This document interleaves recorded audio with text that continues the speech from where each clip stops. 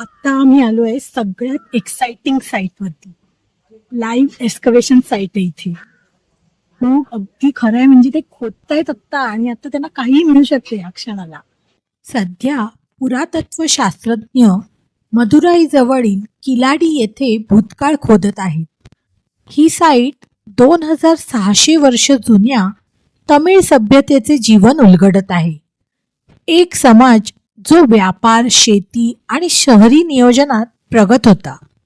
प्राचीन साधनांपासून ते अनोख्या मातीच्या भांड्यांपर्यंत प्रत्येक कलाकृती त्याच्या इतिहासाचा मागोवा घेत आहे. पिक्चर अभी बाकी है दोस्त दररोज तमिळ वारशाची नवीन नवीन रहस्य उलगडत आहेत.